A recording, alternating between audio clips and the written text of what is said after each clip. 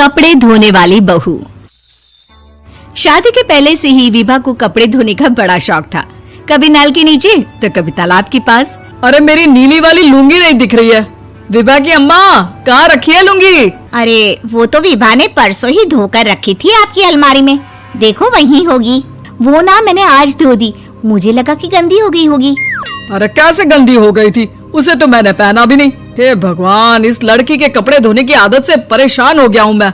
जितना तो घर में राशन नहीं आता, उससे कहीं ज्यादा डिटर्जेंट पाउडर का खर्चा है।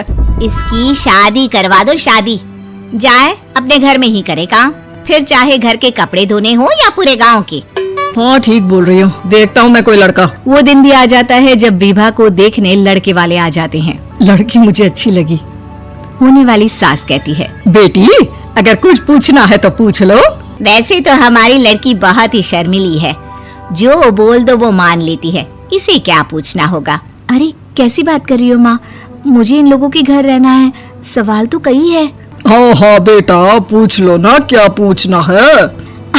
आप लोगों के घर कपड़े कौन धोता है? सास का मुंह बन जाता है। देखो, अगर तुम ये कहना चाहती हो कि तुम्हें कपड़े धोने नहीं आते तो सुन लो, कपड़े मैं ही धोती हूँ, लेकिन तुम्हारे आ जाने के बाद मैं रुमाल तक नहीं धोऊंगी। अरे चुप रहना भाग्यवान, बहू बेचारी घर आई नहीं, उसे डराना शुरू कर दिया। वो क्या है ना बिटिया, अभी तक तो ये कल्लू की माँ ही धोती थी, लेकिन अब तुम्हारे पापा तो दहेज में वॉशिंग मशीन देंगे ही।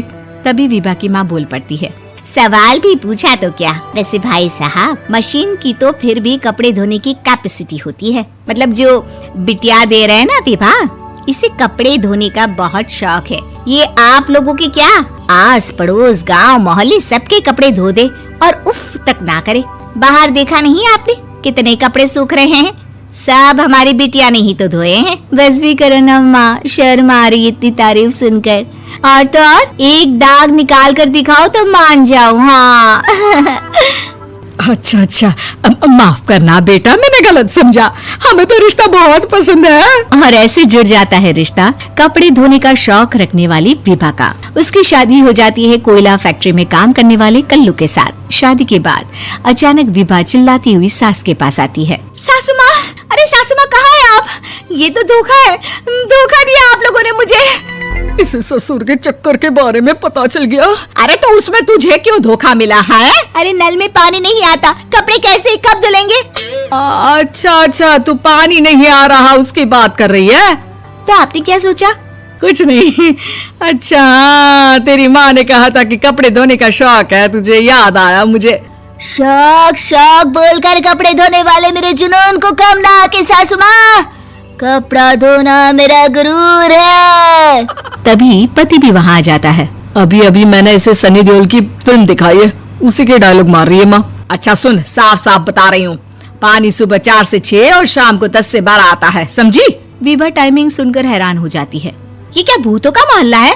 सुबह 4 बजे उठकर कौन कपड़े धोता है? 4 बजे टंकी में पानी जाता है, फिर सारा दिन धोना ना, किसने मना किया? अरे कैसी बात कर रही हैं? 200 लीटर की टंकी में कितने कपड़े धो लूंगी मैं, सुबह ही उठ जाऊंगी मैं। अब क्या था, विभा सुबह 4 से लेकर रात के 12 बजे तक कपड़े ही धोती रहती।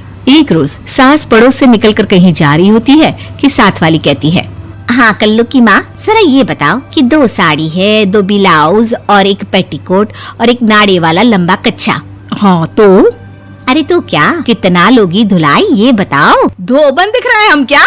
हमारे पति सरकारी नौकरी से अभी रिटायर हुए हैं और बेटा सुपरवाइजर है कोयला फैक्ट्री में। धोबन समझ रखा है हमें? हाय रे कल्लू की अम्मा, माफ कर दो, वो तो मोहल्ले में यही सब बता रहे थे कि तुमने बहू को कपड़ा धुलवाने के काम में लगा दिया है। सास को पड़ोसन की बात सुनकर गुस्सा आ जाता है। वो घर पहुंचती है जहां घर के बाहर ही इतने सारे कपड़े सूख रहे होते हैं जितने कि किसी धोबन के घर पर। अरे ओ कल्लू की दुल्हन, बाहर निकल।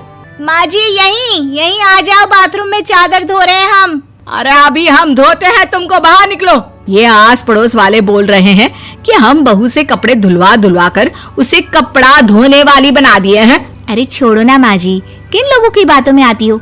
आस पास के लोगों का तो काम ही होता है कि वो किसी तरह सास बहू को लड़ा दे। बहू सारे घर के कपड़े धोती है, ये क्या कम है? बोलिए। सास को भी लग जाता है कि वो बहू का ये सनकीपन नहीं छुड़वा सकती, इससे अच्छा है कि खुद ही चुप हो जाए। एक रोज सास और बहू मंदिर जाते हैं, जहाँ सास की साड़ी वहाँ खड़ी भीख मांगने वाली से मिलती है। माँ जी क्या बात है, आपकी आपकी साड़ी उस भिखारन से कितनी मिल रही है ना?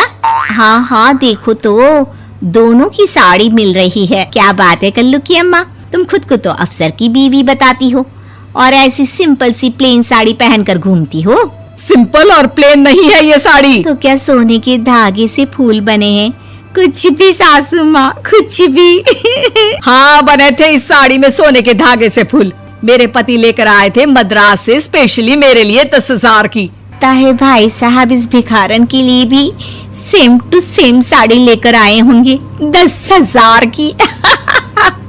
सास उस वक्त तो कुछ नहीं कहती, लेकिन बहू के साथ घर आती है और अलमारी से एल्बम निकाल कर लाती है। ये साड़ी देख रही है, ये वही साड़ी है जिसे मैंने अभी पहना था। इस साड़ी में ये जो चमकदार फूल दिख रहे हैं ना, ये सोने के धागों से काटे गए हैं। लेकिन तू लोकल वॉशिंग मशीन ब्रश से घिस घिस कर सारे फूलों को निकाल कर साड़ी प्लेन कर दी। मुझे माफ कर दीजिए सासू माँ। और तो और, जब मैंने तुझे तेरी गलती के लिए कुछ नहीं कहा, लेकिन तूने तो सबके सामने मेरा मजाक ही बना दिया। क्यों? बहू को समझ में आ जाता है कि अब से उसका कपड़े धोना बंद।